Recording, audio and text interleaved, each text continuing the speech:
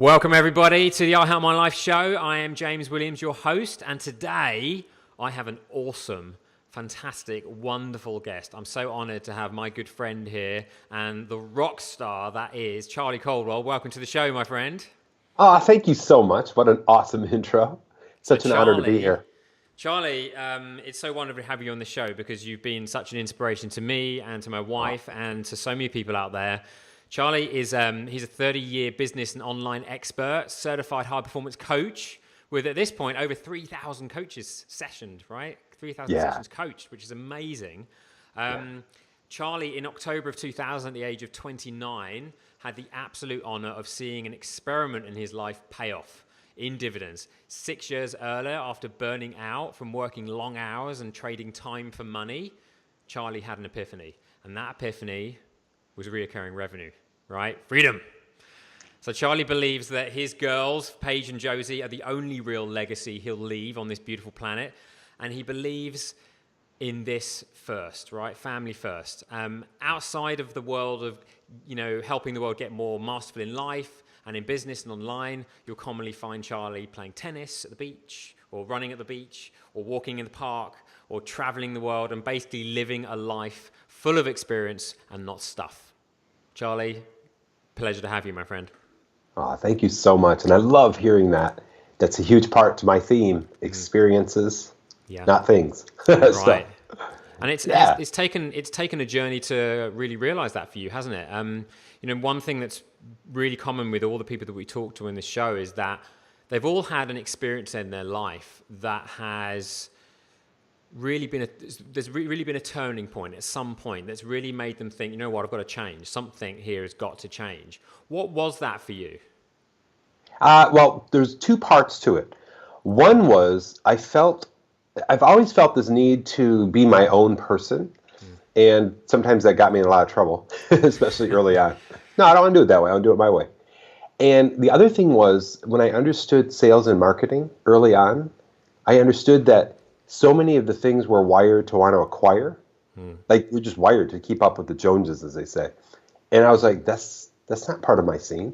I don't want to keep up with the Joneses. As a matter of fact, I was watching people who were living that life of experience, going from place to place, traveling the world, or just being out and about. And I was noticing that a lot of them didn't have a lot of things. They weren't like they didn't have anything, but they just had things that they either loved or that were useful. Kind of like that one book, Magic Art of Tidying Up. Yeah. And when I got clear on that, that was probably in the early zeros, 2000, 2001. I was also simultaneously in the motorhome, where it was very much, you just had what you needed. And I was like, this life is amazing. So it was those kind of breakthroughs for me that built that, if that all comes together for you. Yeah, totally. And it's really interesting. We've got some very good friends who are traveling the world and doing some amazing things right now. And it's such a beautiful existence, and they're really displaying everything you're talking about. That kind of light lifestyle where they don't have anything more than they need, and they find a huge amount of their pleasure in experience and just roaming and seeing the world. Right? You talked a lot about this period of your life where you burnt out, where you were trading time for money. What was the breaking point for you there? Well, let me kind of frame that up a little bit. Yeah. In the late 80s, I was so honored by this guy named Craig to be brought in to build computer systems. Now, coming from the world of me just coding and building my own computers and like all this stuff, it was a dream job. And about 91, 92, he's like, hey, we were sitting at a Big Boys, it's a restaurant in Howell, Michigan. And we're sitting there and I'm like, Craig, I think I can start to help like grow this beyond just doing technical work. And he goes, yeah, do what you want. Because he was kind of like a teacher at a college, and his computer business was just a side thing for him. And I said, so why don't we just call me Vice President General Manager? He goes, sounds great. And that was an honor because back then the economy wasn't doing well, and we were able to really build that. But my problem was I just get on something, and I'm still like this, but I have great sort of practices in play not to get overboard, and I wouldn't let off, right? Like it's that work obsession, or sometimes people call it workaholic. And I did that. Over the course of the next 2 years, we built that business probably 10x in terms of total revenue. But it was me trading time for money. I didn't understand the principle very well that Michael Gerber teaches in E-Myth Revisited about you're the technician, the manager, or the entrepreneur. And I was playing too much of the tech role, then the manager role. And the manager in that case was meeting with people. So by 94, I was like, I get these migraines where you can't see, like they call it an aura. And I had a day where I had 5 of those back to back. Wow. I was so tight in the neck, and that led to like a mini nervous breakdown. And I was just like, something has to change. And that's where I guess I opened my mind up to hear other options, because I kind of felt like I'm doing it my way. You know what I mean? That's kind of the young me before you learn to listen to others, and people have been down the path and nobody understands. That was kind of what I was saying. Yeah. So that was the setup, and then the shift. So that's kind of how that all came to be. It was just work, and then really go after it, and didn't understand what people call a work-life balance, but I like to call it harmony in life and work. So, yeah, it's do you know what, Charly? It's such a common thing you see, and I'm sure you see it with your clients, and you see it in the world of entrepreneurship a lot, is that people get their teeth into something, and a lot of the time it's for good reason. They're excited, they want to work, right? It becomes their baby, but they forget about all the other areas of their life. I always like to think of it as spokes on a wheel. They're so focused on 1 or 2 spokes, but the rest of the spokes aren't being paid attention to, so the wheel's not turning properly. And quite often it's when it's almost too late that they figure this out. And what you managed to do, make that shift without crashing, was really, really crucial, because I know that for me, you know, that's one of the key drivers to make sure that I don't see anyone suffer like that, and don't see anyone have to go through that. So what was it for you that once you realized, right, something's got to change, how did you start that journey? Because from someone who's, as you said, still very hardwired, could quite easily work that way, you know, we could call it a recovering workaholic, right? Yes. It's there under the skin. How did you start to move forward when that was so against what you were doing for so long? Yeah. The biggest shift I had was a simple question. There's got to be a better way. What is it? And I was like, there's just got to be a better way. Because I see people, like in our building that we had an office, 2 offices actually in this building, that seem to be a lot happier, and I know they're crushing it, you know, from a financial sense, from a business sense. So the owner of our building, a guy named Ed, he also was the owner of the insurance company that was in our building. He would always, at 4:30 each day, it seemed like it was 4:30 each day, you'd hear echoing down the halls this, and what he was doing was cracking open a beer, wow. And he would celebrate his day with a beer. And so I happened to be coming back after that little breakdown from installing a computer system, which is one of the things we did back then.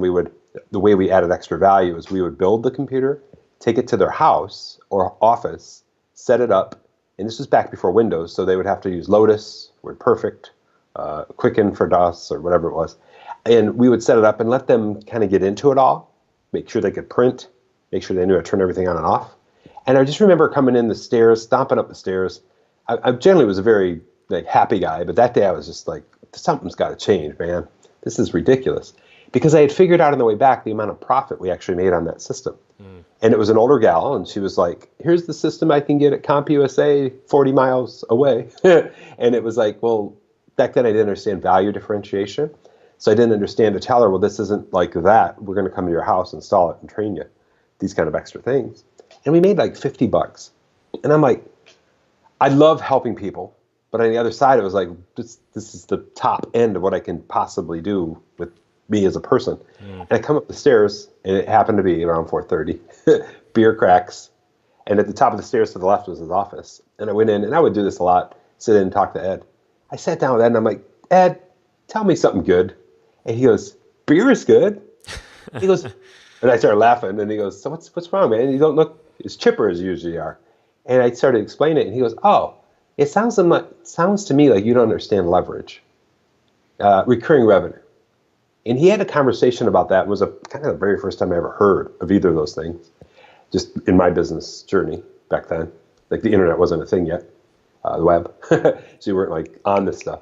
So I'm like, oh, okay, well, tell me what that is. And then he explained his business in insurance, how he keeps people happy, keeps the relationship alive, and people come in and pay him quarterly, annually, or semi-annually.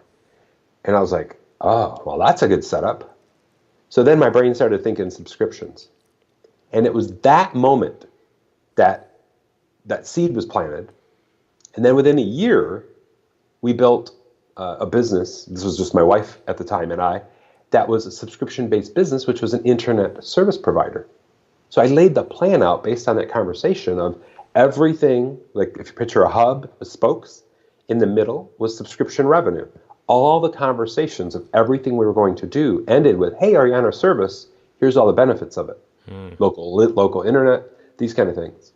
And that shift alone, the leverage, recurring revenue, led to what I teach today as recurring revenue equals freedom. And that was my life.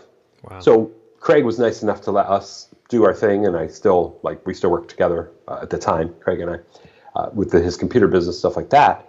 And then I did my thing with the internet. And that was September 1st, 1995. We started, sold that October 10th of 2000.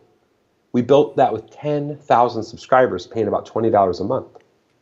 And it was that shift.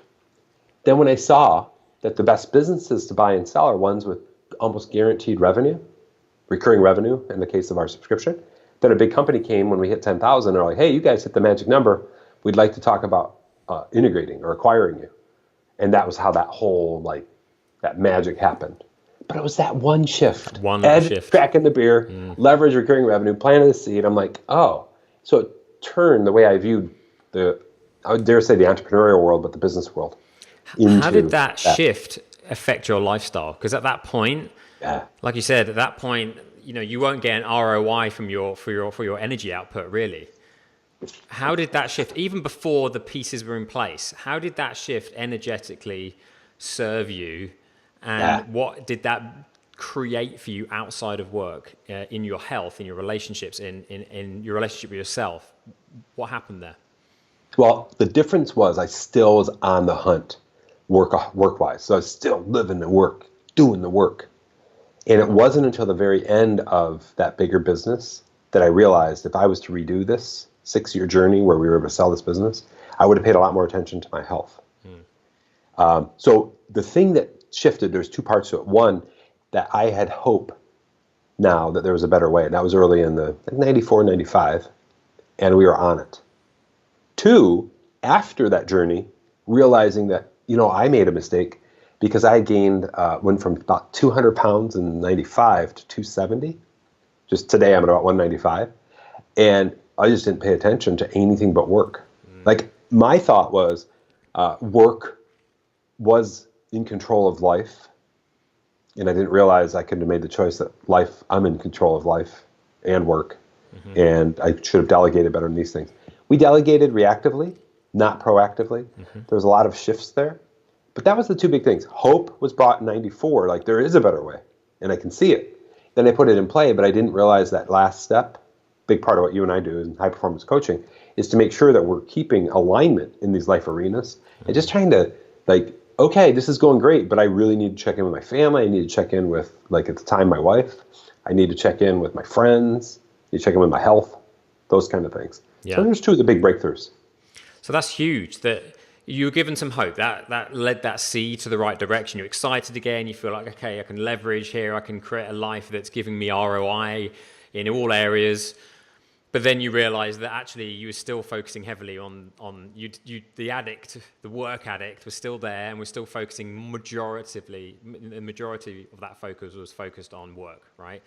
So then we get to that point where you think, okay, physically, there's a lot more I can do, but physically, I'm being held back.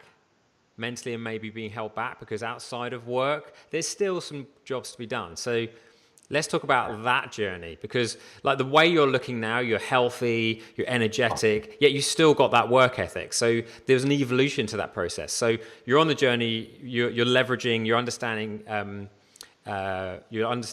revenue and all that kind of stuff in the business. Where did the health shift happen? The health shift happened, it was from 2000 when we were in the motorhome for about a year and a half, through 2011, this was going on, ups and downs. Yeah. And it was just a big part of why can't I get this right?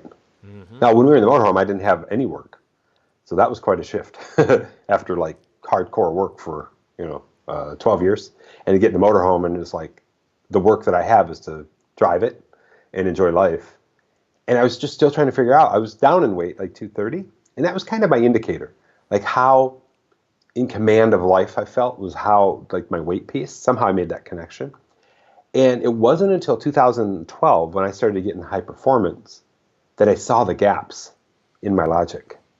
And it was through our physiology work, clarity, courage, definitely, and energy. Like these sessions that we do, those were the things that were like, oh, didn't think of it that way, didn't do that. And it was that shift that took me literally in 6 months from 230 down to 195, and I've stayed below 200 ever since.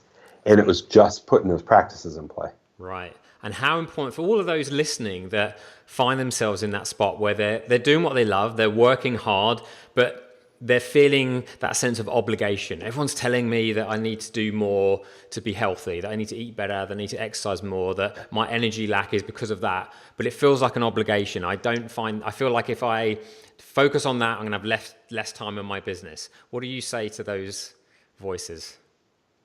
Well, first of all, I say that's how I thought back in the day.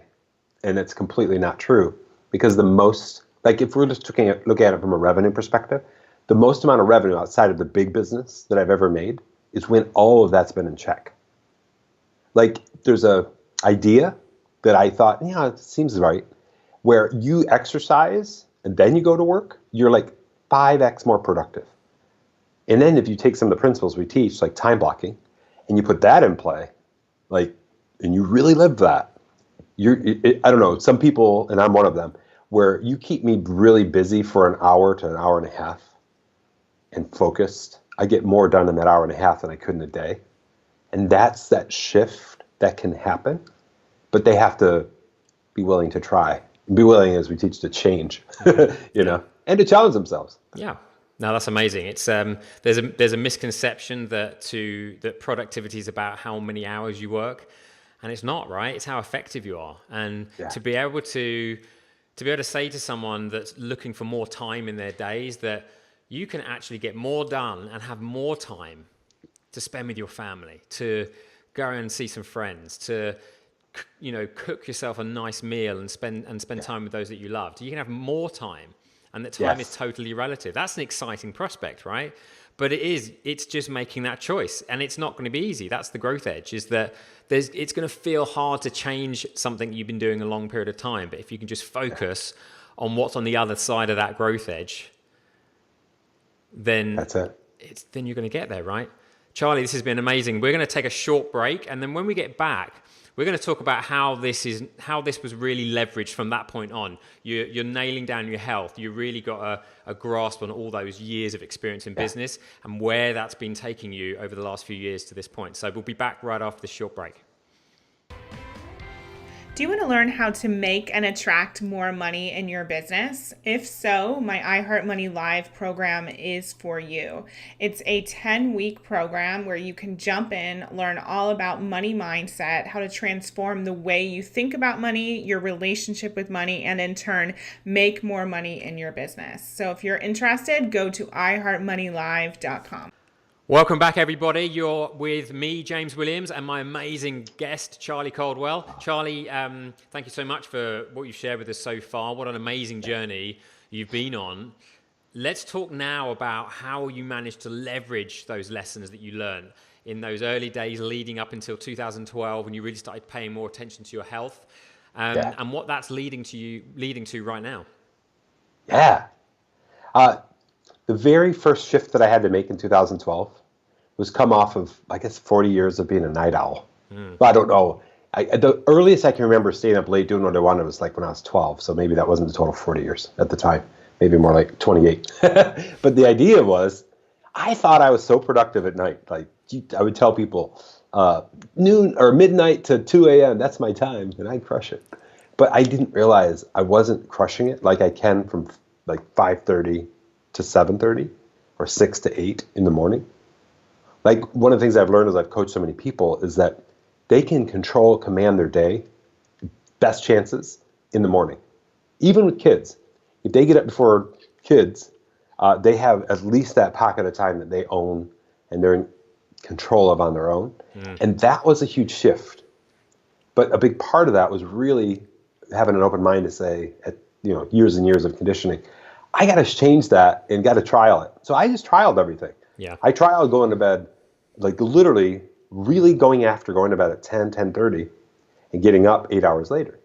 That was how I tried it back I think it was the end of 2011, beginning of 2012. And I said, I'll just try it for a week and I'll start on Sunday night and I'll see how I feel on Saturday. By the time Thursday hit, I was a whole new person. I was feeling this consistent energy. And I was like, this is what the other way of being is, like the morning guy. Yeah. And I never quit. I just never quit. And that's how I shifted. That's key, right? It's trying it, because I know lots of people that say that, but I'm just more productive in the evening and that works better for me. But they're not sleeping great. And it is just giving it a go. It's trying it. It's recognizing there's you've been doing things along a certain way for a long period of time, and so your brain's used to it. It's like people that get a headache after quitting caffeine for a week. It's just because you've got used to a certain thing. Your body needs to adjust. So just give it a go. Just try. It can't hurt, right? Give it a go for a week. It was great. You picked a sunny week. Made it easier. Try and pick a week where it's warmer in the morning, maybe. Just give it a go and just see. Charlie's an example, having spent years being the night owl, knowing Charlie's probably at rock concerts and things like that back in the day. I was. Just a week. After a week, you were noticing the difference. That's huge. Yeah, it was like a consistent energy. And I would dare say like more clarity. Like I wasn't kind of stumbling into my day. I was like, I'm up here for everybody else. Maybe I should plan this day. Let's try that. You know what I mean? Yeah. And I was that consistent energy throughout the day. Yeah. I was also doing a couple eating changes too, coming off a lot of carbs in the afternoon, more towards veggies. And then just making sure I was hydrating a lot with water. These are all sort of the high performance principles that we teach, but I was just putting those in play in threes, power of threes. Yeah, and that's so important. How what you feed your body, and there's a lot of science that backs up the early morning routine. If you consider that at nighttime we're recovering mentally and physically, we are recovering. That's when the magic happens, right? When we're at the gym, our muscles aren't growing. When we're reading books and we're studying, we're not actually learning. All that stuff happens when we're recovering. So Charlie going to bed early, waking up in the morning, he's woken up, his body and his mind has recovered and implemented all this stuff, and now he's like supercharged for the day. Yeah. And that's the secret sauce. And then backing that up with keeping himself hydrated and really considering the fuel that he's putting in his body and not making anything wrong. I think this is really important. It's not about having denying yourself anything in your diet, really. Right. It's just being conscious of what you're feeding yourself and when you're feeding yourself to optimize and make yourself feel great so you can enjoy food rather than be addicted to it, right? Yep. It's a very subtle but really important change. Yeah, and the change sort of agent that really helped me sort of perceive a different way of being was watching my daughter at the time try everything new. What I mean by that is it was earlier than 2012. But I watched my youngest daughter like come into where she started to taste things for the first time, and you could tell right away. You put like peas in her mouth, and she'd be like, and then all of a sudden she'd light up, or she'd be like, like that. And it was like, when was the last time I ever tried everything that I thought I hated or disliked? Yeah, like it was new. Right. And so I went on this like journey for myself to try for new. And now that we teach that in high performance is controlling for new, but like the idea was, let me just try things that I think I don't like and really give it a go. Like really just get rid of, as hard as it can be, get rid of the thoughts in my brain about what I'm bringing to it and just be like, let me forget that for a minute. Let me just try this and see if there's anything there, like that I like it or that it helps me feel better or it helps me live better. And that little shift, that change agent thought, was everything. And this is what a lot of people have noticed as I've taught this and illustrated this. That shift has been everything for people to be, let me try for new. That was a game changer for me. And that's why I am here with you today. It's just, that was that beginning journey, if you will, down that path. That's so beautiful, isn't it? Amazing what we can learn from our kids or from the young kids out there that come into the world free of judgment. It's new. Everything's new. So it's like, I don't have a judgment because there hasn't been anything thrown in front of me like that's good or that's bad. It's just literally curiosity, right? Yep. And so you've replaced that judgment with some curiosity and thought, okay, let's, and this is a really common one. In our industry, it's not that uncommon, but for those who haven't been diving into personal development or health and wellness as intensely, I'm sure everyone's realizing that a lot more people are juicing and making smoothies and things these days and drinking a lot more green stuff. And there's a lot of people like, oh no, it's just going to be disgusting. But, give it a go. Just see what happens, I remember I've told so many people, you chuck a bag full of frozen kale in with a load of fruit and a juice and you're not going to taste it. Just give it a go, right? It's really not that bad. And so, and I love how you've learned that from your daughter. I think that's so beautiful. It's such an important lesson, right?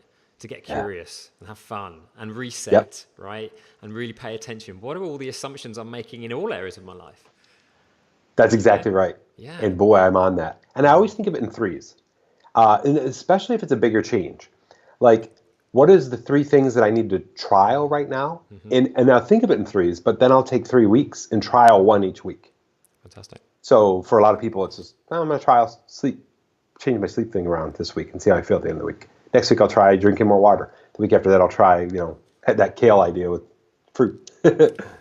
So not overloading the system, right? Not overwhelming yourself. I think that's a common challenge for people, as they feel like they've got to climb the whole mountain in one step.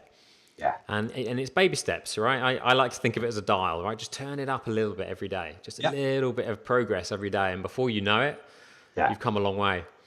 The next thing, Charlie, I really want to talk about is this. You've got this wonderful framework that really demonstrates a value system you have in your life, is the 5 Ps framework. I'd love for you to tell us about that. So one of the things that I really wish that somebody had told me early on was the idea of living like purposefully. Because here's what you and I know, is that when we feel purposeful about what we do in life, it pulls us rather than us pushing. Like, we're just like, yeah, I got to do this. Like today, I get to get up at 5:30 and be here with you and just own this early in the morning, which is testament to what we talked about earlier. Right. And so there's that feeling of purposefulness. And so many people that I know, they feel purposeful, just kind of like, yeah, I feel like this is purposeful, but they don't have it defined. So that's the first P, purposeful. And I always ask when they go over these Ps, like, if you were to rate yourself for the year 2018 so far, how purposeful have you felt overall? 1, not at all, 10, owning it. And then the next P is passionate. Like, what are we passionate about and what are we doing to drive our passion? And for me, big thing is just being here with you, helping others improve their lives, helping others grow their businesses. Those are things that really wire me. Now, I make sure that I'm feeding that. So these 2 Ps that we've got covered so far are both very powerful questions, but also very powerful ways to keep in alignment with who we want to be on this beautiful planet of ours. Third is positive. A big premise we teach in high performance is to bring the joy and really own having a positive experience, positive relationships, positive well-being. And so that's another check-in. How positive I felt this year. What am I doing to generate more joy, generate more positivity? The 4th P is productive. And I always put a star by that, because a lot of people think, when they think productive and productivity, they think, I've got to be more busy. And what we teach is not that at all. It's doing the right things, going after your life's ambitions. So there's the work aspect of it, what we call the mission, but also just the other things, like how productive are you in your own downtime? Like for me, the most productive downtime is taking a walk in this park that's by where the Studio in the Sky is, coming back, playing 30 minutes of Battlefield 4 on a video game, and then just getting right back into doing work, like traditional helping the world work. But these things help me be better. These, what we call planned distractions, or just productivity break. You know what I mean? Like, we're going after that. So that's the 4th P, productive. And then the last P, the P that I see a lot of thought leaders miss, is profitability. Profitable. Like, what are we doing to live into those first 4 Ps? That's the reason why this is the last. And generate revenue. And dare I say, recurring revenue, leveraged income, so that we can sit back and enjoy, like so many people, and myself included, watch emails come in with payments every month. They have that turned on, and I do. And they're like, I'm serving the world and payments are rolling while I'm sleeping. And that's like, when you get those 5 together, that's a very powerful way of living, being, serving, and contributing in the world. So that's the 5P framework. That's beautiful, Charlie. Really beautiful. There, you said about your daughter tasting peas the other day. I tell you, there's some peas that I would love to taste regularly, and I think everyone listening would love to taste those peas, right? Oh yeah, I love that. Right? Yeah, totally. And it's really important when you said about productivity. It's something that people don't always think about outside of work.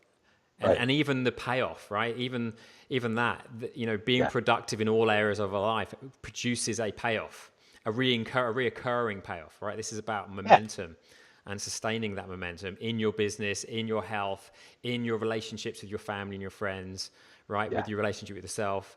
And when you're living with that much purpose and passion, it's, the ball keeps rolling.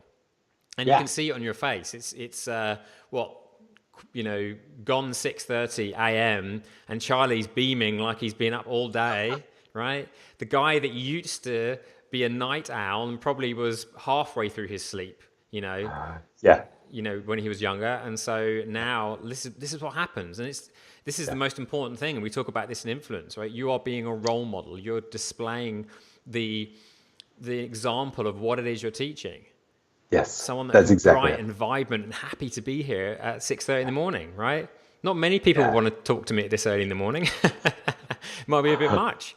So that's just beautiful. I love that framework. And, that is ultimately, what you talk about personal freedom.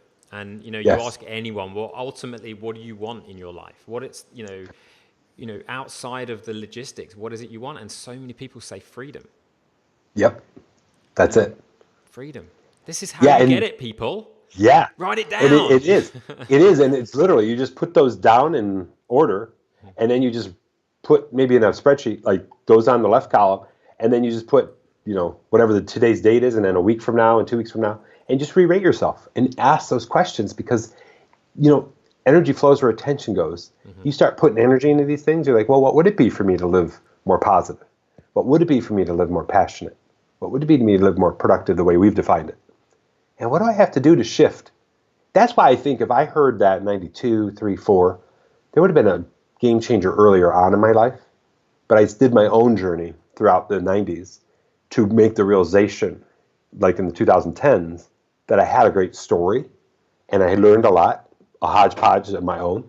And shifting that was huge. Moving into, what we're almost into 2020. So now we can teach that and give good context for why it's important. Amazing. Absolutely amazing, Charlie. So let's just run over it one more time before we take the next break. Sure. Charlie's 5 Ps framework to live and love purposefully, passionately, positively, productively, and profitably. This ultimately to create personal freedom in your life, right? All the Ps, taste the Ps, love the Ps. Thank you, Charlie. We're going to take a short break and then we're going to come back and we're going to talk about how all of this is still relevant in your life now, where you're heading in the future, and where people can find you. So we'll be right back after this short break. Sounds good. Want to be the first to hear when new episodes of the I Heart My Life show are released? Go to iheartmylife.com right now and click on Become a Member. When you enter your name and your email, you'll also receive a free gift from me called Scared or Rich, 7 Practical Biz Tips to Moving Past Fear and Hitting Your Mega Money Goals. Welcome back, everybody. I'm James Williams, and I'm with the wonderful Charly Caldwell, everybody. Thank you for joining us, Charlie. Thank you for such an amazing interview so far, such an amazing, juicy content, sharing your journey with us. It's been amazing. What I'd love to talk about for this last section is where you are right now, how you're maintaining this momentum and really understanding how, that bounce back ability is such an important element of continued growth and momentum and where it is you're leading yourself in the future. So talk a little bit about that. Yeah. So the way that I really step into this now, one of the biggest sort of traits that, I guess the characteristic that I feel is I'm ultra aware of how I'm feeling. Like, let's just rewind 10 years ago. And I knew basically that I needed a break when I was in the middle of work, but I didn't take the break. And then I kind of downward spiraled in productivity. And by the end of the day, I was kind of frustrated because I felt like I wasted part of my afternoon or all of my afternoon. Today, I'm ultra aware of, whoa, I feel like I need a break. So literally, I wrap up what I've got, I document it so that I can cleanse my brain of it. So I usually do that work in Evernote. I'll like, okay, here's my thoughts right now, where I'm at in this project. My job right now is to get a break in. And whether that's a 10-minute break, or whether I go for a run, or whether I just take like 2 or 3 hours off and go to the beach, depends on the magnitude of how much I sense I need the break. But I think the thing is that I'm ultra aware and I take the break. And that is a propellant in a major way for massive productivity. Because when your body feels satiated from the break side, you get back in and you're like, all right, it's time to own this and I'm ready to rock. That's at least how I feel. So it's really important, and I love this sort of byproduct of working through high performance. We feel we're so much more conscious, so much more aware of where we're at and what we need. Like we're able to call it out and we're able to step into it. The biggest part though, and this is a huge part of people who are on their own journeys in this, is they'll acknowledge they need something, they'll set the kind of intention for it, but they don't take the action. And it's in that intention to action shift where everything changes. So it's that's been the number one, like, if you want to call it fundamental. Be aware, set intention, take action. And the quicker that I do that, the better I feel, the better I'm living into some people call it a work-life balance. I don't like that phrase. I like the phrase living in harmony in work and life. Yeah. Where we're just doing what we need to do and just serving, right? Yeah. That's so important, Charlie. And it's, you're so right with that awareness. And there's a big difference between intellectualizing and understanding cognitively, I need some more water, or I need a break, or I'm going to meditate later, or I'm going to go to the gym tomorrow. But I think ultimately what I'm hearing from you, and I know it's true for me, is that when you've really built up a relationship with yourself and you actually start caring about yourself, then that information moves down here a little bit and you feel it. And it's like, I need some water right now. I'm thirsty. And if I don't get any water, I'm going to get foggy. I'm not going to then be able to serve. I'm not going to be able to do a good job and ultimately be my best for other people. That's that other level of understanding intellectually. If this was all about intellect, then we would just say, go and read a load of books and you're there. Yeah. But it's not about information. I always share this, that information is information without, knowledge, and information without integration is just knowledge and information. That's all it is, right? Yep. And we're not encyclopedias, we're human beings, and we have feelings. We have all these other elements that we can use to integrate and feel. And so wonderful to hear you talk about how you've made that such a practice and you've developed an amazing relationship with yourself and unapologetic, right? It's like, I want to go for a run. It's a beautiful day and I've got loads to do in my business, which is why I want to go for a run. So that when I come back, I crush it. That's it. And I tell you, every time I come back, even if I was giving myself a lot of resistance about doing the run, but for some reason now there's that threshold where I overcome the resistance, almost always. I come back and I'm like, I'm so happy I did that. I feel so much better about what I'm doing. Because in that break, I practice gratitude. So when I'm running, I'm like, I'm so happy that I can be out here running, doing this, but I'm really happy about the work I've been doing today. So I'm reintegrating. And then I come back even more focused. So it's this just beautiful, like I said, harmony, where you're just, the body needs this, let's go out and do that. Body needs that, let's do that. Oh, we need to live purposefully, let's do this from the work side. Charlie, what's really interesting is that, a lot of people I think are going to be watching this going to be like, okay, so he's very clued in. He's very aware of himself. And they might be thinking, well, I'm not that aware yet. So what can I do to set up triggers, or what triggers could I set up to remind myself, to give myself a helping hand whilst I develop that relationship with myself? What sort of triggers have you set up that have really helped you, become more intentional with following through on those things? The two biggest triggers, this is what I tell anybody who asks something even similar to that. Number one is asking powerful questions of yourself. And two is what we teach and what we do in high performance, self-diagnostic. So ask powerful questions, like, am I living purposefully right now? And then rate yourself. That's the self-diagnostic piece. Because for some reason, when we rate ourselves low, at least with most people I've ever worked with, they're like, oh, that stinks. I need to do something to level that up. And that third optional piece is, okay, if I rate myself low, what do I have to do? What's one thing I could do to level that up just a half a point? Mm-hmm. And it's that circle, that like ask question, rate, what can I do? That trifecta, if you will, is what propels more awareness. Mm-hmm. Because then your brain's thinking that instead of a lot of times disempowering thoughts like, I stink at this. I'm not going to be any good at this. This is just making me more mad. That kind of thing. Yeah, and that brings us back to what we talked about earlier about judgment and curiosity, right? A statement about yourself is a judgment. I'm no good. Yeah. I can't do this. It's too hard. It's a statement. Whereas if we get curious and go, I could be better. How could I be better? Yeah. What can I do now to improve? I'm feeling low in energy. What could I do to generate more energy? You know, I'm feeling unproductive. What can I do? Right? It's getting curious. And like you said, ask yourself a question. Your brain's not going to be able to resist trying to answer. Yeah. There's a really great quote that I came up with just on the cuff in one coaching call that's become a theme. And it's this.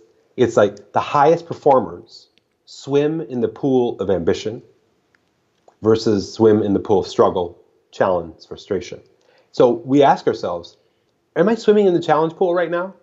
I need to get out of that pool and go over to the ambition pool and live from there. And there's so many people that I work with or that they know that live in that blame, excuse, denial pool.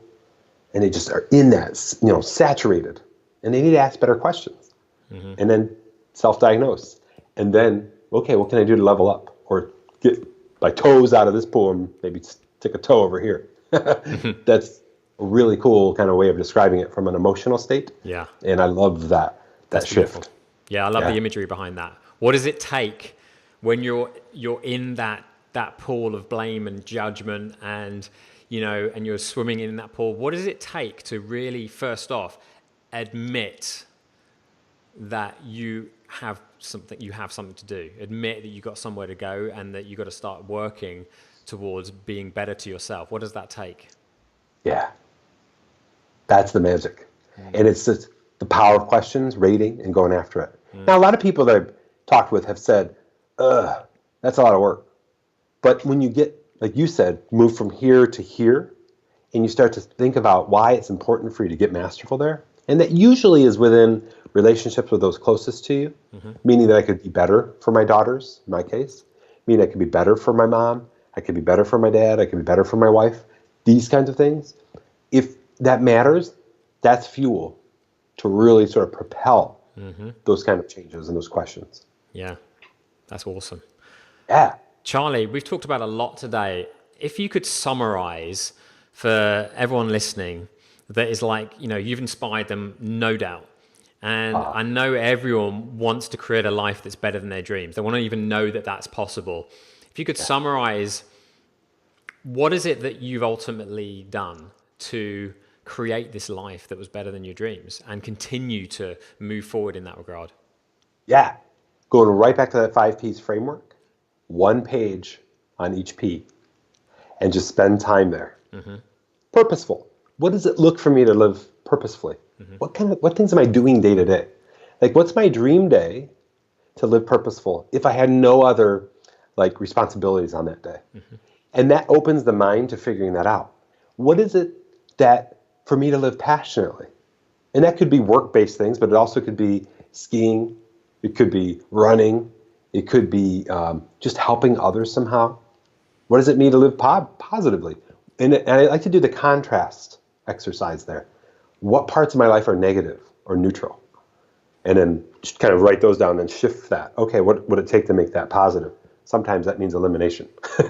And then next, the productivity piece. In the way we defined it, to live productive is all these different areas of life in harmony. And what does it take for me to get there? And what I find when people do that page particularly is that it's a mindset. It's a simple mindset. Like, they just shift. Now I know beyond exercise, I need to do it so I feel more productive. Like, before it was just, I got to go exercise. Now it's like, if I exercise, I'll do even better today. That's the shift. And then the profitable piece. And when I think about that, I always ask people to write down, where am I trading time for money? Where am I leveraged? Recurring revenue equals personal freedom. And where am I, in today's world, affiliate income, commission income, where do I have partnerships in play where I'm making money by just referring people to great people? And when you get those 5 elements journaled, you'll be mind blown, especially if you start to do that trifecta, where you got those power questions or thoughts.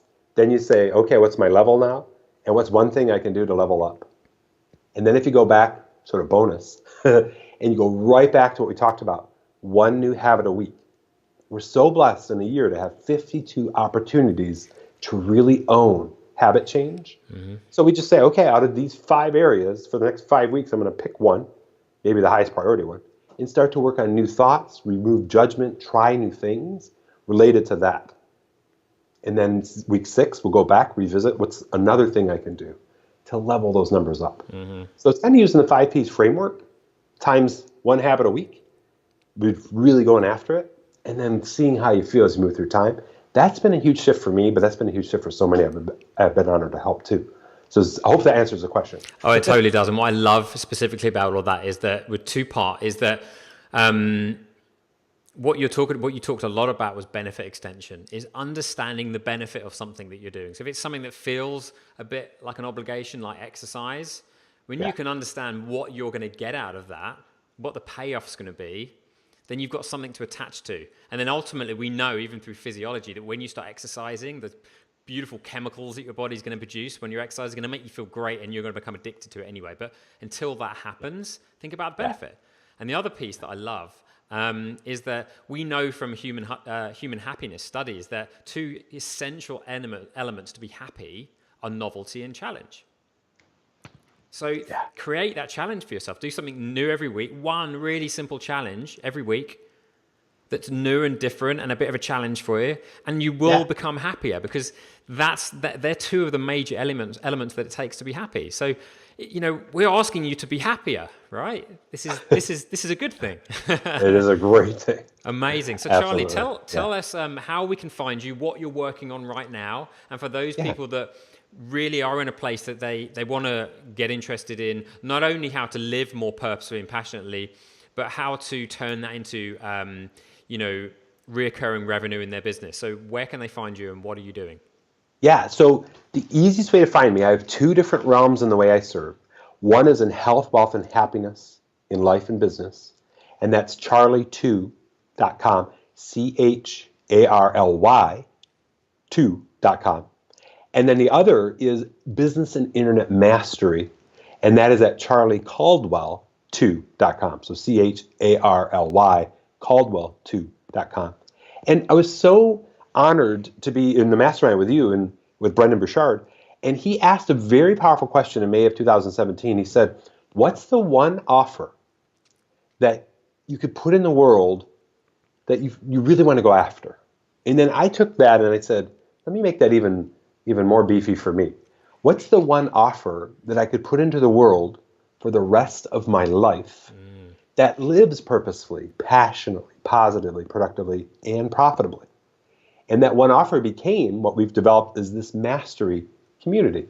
So essentially it's a monthly membership program with specific training on health, wealth, and happiness every month, business internet mastery, integrated high performance coaching. We do that every 2 to 3 Wednesdays. And then we have what I call a Zoom roundtable, where we just I get on Zoom and we sit here in the studio and answer questions all day to really serve the people in it. And that's the ultimate thing that I provide to the world at this point. And I dare say that this is the ultimate thing I'm going to provide to the world for the rest of my life. And I'm hoping that I'm here for quite a while. Well, you keep going the way you're going, Charlie. I've no reason not to be. It's beautiful. You're such a gift to the world, and to not only entrepreneurs and people in business, but to be people who just feel like they are swimming around in that challenge pool, and they're aware of it now, and they're like, man, how do I get out of here? And what you've really displayed is that we all have the power to get out of that pool. If we can just take responsibility and realize that all you got to do is climb out, and it may be tough, and it may feel hard, and you may get judgment from those around you that want to stay in that pool. But if you can just understand that you have the power to make this change, and there's a lot of people out there that will support you if you look for them, and you've got 2 guys right here that are more than willing to support you along that journey. So Charlie, thank you so much for spending time with us, for sharing your story with us, for being in the world and serving greatly. It's a real honor to have you here. Absolute pleasure, my friend. Thank you so much.